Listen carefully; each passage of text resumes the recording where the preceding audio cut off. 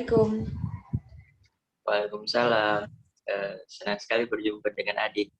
Apakah ada yang bisa Bapak bantu?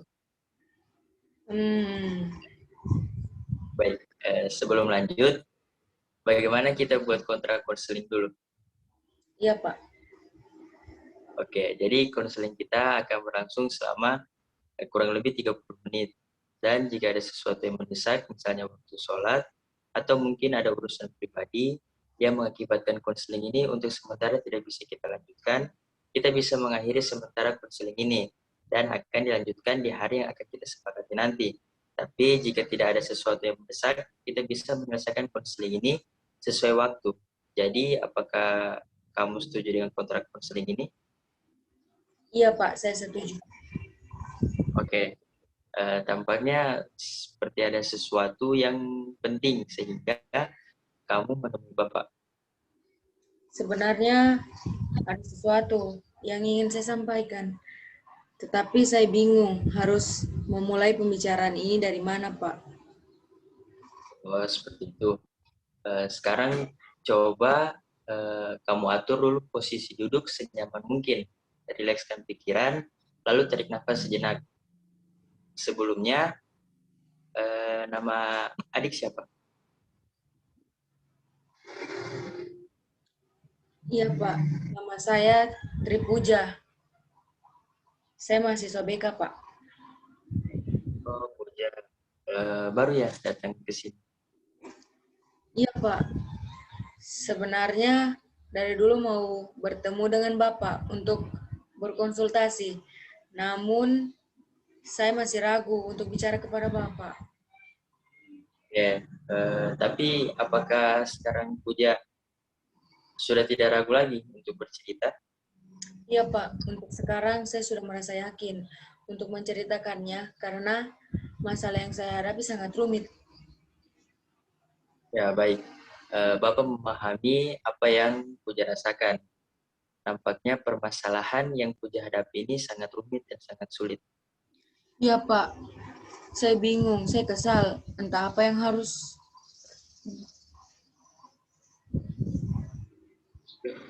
Jadi, Puja sekarang merasa kesal. Sebenarnya, apa sih yang membuat Puja ini sampai-sampai merasa kesal begitu? Iya, saya kesal kepada orang tua saya. Kenapa saya malah dimarahi untuk mengikuti ekstrakurikuler fotografi di luar kampus, padahal itu hal yang positif. Baik, jadi Puja selama ini mengikuti ekstrakurikuler fotografi, tetapi orang tua Puja tidak mendukung ya? Iya, saya ikut fotografi, tetapi prestasi akademik saya tetap bagus kok. Puja sudah pernah bertanya apa alasan mereka memarahi Puja ketika ikut ekskul tersebut. Iya, Mama pernah bilang katanya untuk apalagi ikut ekskul itu, jadi anak itu jangan hanya pintar di sekolah, namun juga harus membantu orang tua di rumah, apalagi kamu anak perempuan. Nah, dari ucapan itu seolah-olah selama ini saya tidak pernah membantu Mama di rumah. Padahal saya juga suka membantu sedikit-sedikit. Itu pun paling suka dilarang, apalagi kalau itu hal yang positif, Pak. Jadi, mamanya Puja melarang Puja ikut fotografi karena ia ingin Puja itu lebih sering membantu orang tua begitu di rumah. Tapi dengan sikap orang tua Puja yang seperti itu, Puja merasa kesal dan merasa tertekan. Padahal menurut Puja sendiri, apa yang dilakukan Puja itu merupakan hal yang positif. Ya, Pak, pokoknya kayak begitulah. Tapi saya bingung bagaimana biar Mama bisa mengerti, biar saya tetap aktif di fotografi dan Mama tidak marah-marah terus. Mamanya Puja ini memarahi Puja karena tidak bisa mengatur waktu, sehingga waktu yang Puja habiskan lebih banyak di kampus daripada di rumah.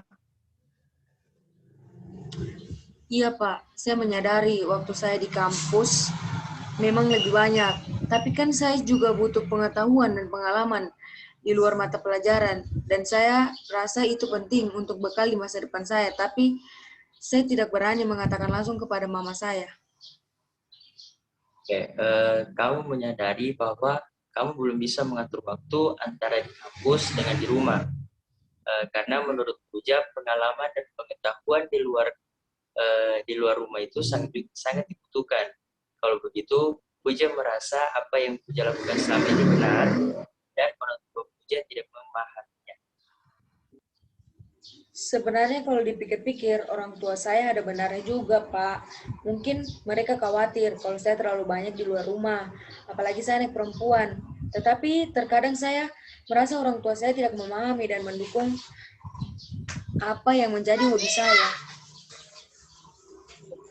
Dan kamu merasa orang tua kamu tidak memahami keinginan kamu. Tapi apakah kamu juga pernah memahami perasaan orang tua kamu? Iya sih, Pak. Sebagai anak, saya merasa belum bisa memahami perasaan orang tua saya dan apa yang menjadi keinginan mereka. Dan saya masih mementingkan ego saya. Ya. Tadi kamu mengatakan belum bisa memahami perasaan dan keinginan orang tua kamu, tapi kamu belum melakukan apa-apa untuk itu. Benar, saya merasa belum memahami orang tua saya, dan saya ingin mencoba untuk itu. Ya, kamu ingin mencoba memahami perasaan dan keinginan orang tua kamu. Saya akan berusaha mengatur waktu dengan cara mengurangi kegiatan fotografi dan saya membantu mama di rumah, Pak. Nah, sekarang harapan Puja untuk kedepannya itu seperti apa? Saya inginnya mama memperbolehkan saya mengikuti kegiatan fotografi dan saya juga harus bisa membagi waktu antara kampus dengan di rumah. Kemudian saya juga ingin memahami keinginan orang tua saya. Dan untuk merealisasikan harapan kamu itu, apa yang selanjutnya kamu lakukan? Saya akan mencoba meminta izin kepada orang tua untuk mengikuti fotografi. Saya juga akan meluangkan waktu lebih banyak di rumah dan membuat orang tua saya bangga. Bagus Puja. Jadi bagaimana perasaan Puja sekarang setelah mengutarakan perasaan Puja? Ya Pak, sekarang saya sudah merasa memiliki keberanian untuk mengatur keinginan saya. Baik, selanjutnya apa waktu yang akan kamu luangkan? Saya akan meluangkan waktu dalam seminggu sekali untuk berkumpul bersama keluarga. Kemudian untuk perharinya maksimal pada waktu maghrib sudah pulang ke rumah sehingga bisa makan malam di rumah. Kamu akan melakukan penjadwalan ini sekali dalam seminggu dan setiap malam hari. Kemudian, Bapak masih memantau dalam 2 minggu tersebut apa ada perubahan atau tidak. Iya, baiklah Pak. Saya akan berusaha dalam 2 minggu tersebut. Oke, kemudian dari program yang kita rencanakan, langkah-langkah apa saja yang akan kamu lakukan? Pertama, saya akan meyakinkan orang tua saya dan meminta izin baik-baik untuk bisa mengikuti ekskul fotografi. Kemudian, saya akan mengurangi kegiatan saya di fotografi itu, Pak. Meluangkan waktu bersama keluarga dan membantu pekerjaan rumah dan membuktikan bahwa saya bisa berprestasi di dalam akademik maupun non-akademik. Bu, apabila sekarang Puja sudah merasa lebih baik dari sebelumnya dan sudah memiliki gambaran untuk kedepannya, Bapak rasa dicukupkan sekian untuk pertemuan ini ya.